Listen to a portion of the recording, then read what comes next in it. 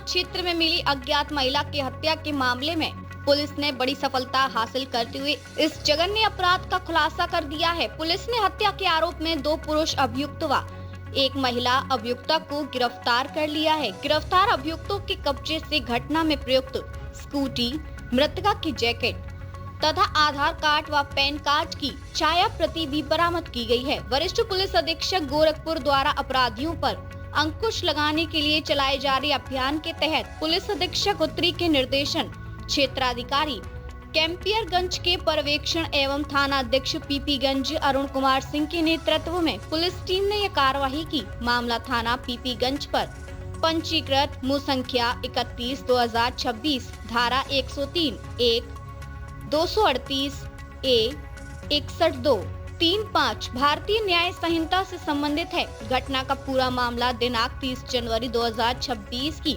सुबह पीपीगंज थाना क्षेत्र में एक अज्ञात महिला का शव मिलने से इलाके में हड़कंप मच गया था। प्रथम दृष्टया मामला हत्या का प्रतीत होने पर पुलिस ने मुकदमा दर्ज कर जांच शुरू की।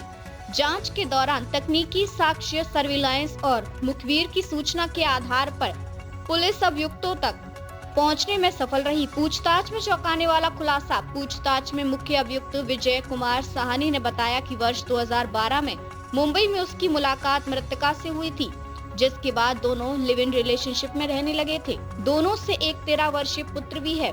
मृतका विजय से शादी का दबाव बना रही थी, लेकिन विजय ने इनकार कर दिया। वर्ष 2014 में विजय की शादी संध्या साहनी से हो गई, जिससे उसके 3 बच्चे हैं। इसके बावजूद मृतका लगातार विजय पर पत्नी को छोड़ उसके साथ रहने का दबाव बना रही थी। इसी तनावपूर्ण स्थिति के चलते विजय ने अपनी पत्नी संध्या और ससुर रामविलास साहनी के साथ मिलकर साजिश रची। मृतका को पैतृक गांव घुमाने के बहाने लाया गया और ससुर की स्कूटी से सुनसान स्थान पर ले जाकर उसकी हत्या कर दी। गिरफ्तारी व आगे की कार्यवाही। पुलिस ने तीनों अभियुक्तों को गिरफ्तार कर न्यायालय में प्रस्तुत करने की प्रक्रिया शुरू कर दी है। पुलिस का कहना है कि मामले में विधिक कार्यवाही पूरी पारदर्शिता के साथ की जा रही है। इसी सनसनीखेज हत्याकांड के खुलासे के बाद क्षेत्र में पुलिस की सक्रियता की सराहना की जा रही है।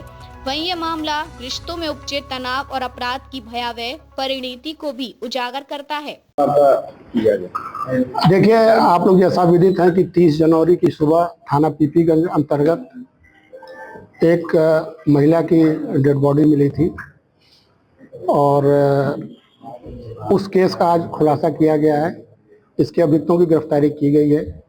घटना में जो भी वाहन प्रयुक्त हुआ था उसकी बरामदगी भी की गई है। सर, क्या किस तरीके से हत्या को अंजाम दिया गया था? घटनाक्रम देखिए, ये पुलिस के लिए बहुत चुनौतीपूर्ण घटना थी। ब्लाइंड केस, एकदम ब्लाइंड केस था। न महिला की शिनाख्त शुरुआती दौर में थी, न अभियुक्त कौन थे, कहाँ से आए थे, इसकी कोई जानकारी नहीं थी। लेकिन इस चुनौती को स्वीकार करते हुए गोरखपुर पुलिस के हमारी टीम ने एसपी साउथ और एसपी क्राइम के नेतृत्व में सीओ कैंपियरगंज और हमारी एसओजी सर्विलांस, चिलवा ताल, गोला, पीपीगंज और पीपीगंज में पूर्व में प्रभुदयाल, इन सबके कंबाइंड एफर्ट से इस केस का अनावरण हुआ है। पूरा प्रकरण ये है कि 2012 में मृतका और अभियुक्त का आपस में संपर्क होता है प्रोफेशनल कार्यों के दौरान। ये लिव इन में रहने लगते हैं। इस दौरान उनका एक बच्चा भी होता है जो मौजूदा समय में 14-15 साल का है। 14 में इसकी शादी यहाँ पे स्थानीय पीपीगंज में उस अभियुक्त की होती है।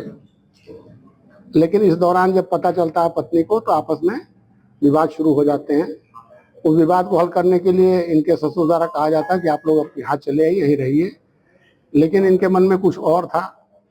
उसके बाद ये 2-3 दिन पहले घटना से यहाँ पे आते हैं गोरखपुर, स्टेशन पे रुकते हैं, होटलों में रुकते हैं, मंदिरों में घूमते हैं।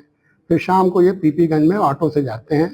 वहाँ इनके ससुर द्वारा स्कूटी उपलब्ध कराई जाती है, जिसपे ले जाके उस पर पुनः विवाद होता है और मौके पे पति पत्नी ने मिलकर उक्त महिला की हत्या कर दी।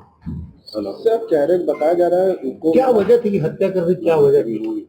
जैसा आपको मैंने बताया कि मृतका लिव इन में अभियुक्त के साथ रहती थी। शादी उसके 2 साल बाद हुई।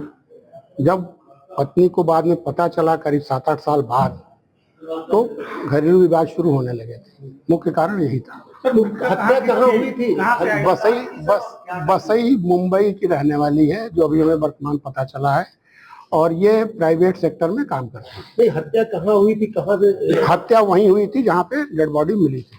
क्या नाम है मृतका का? और प्रिया शेट्टी।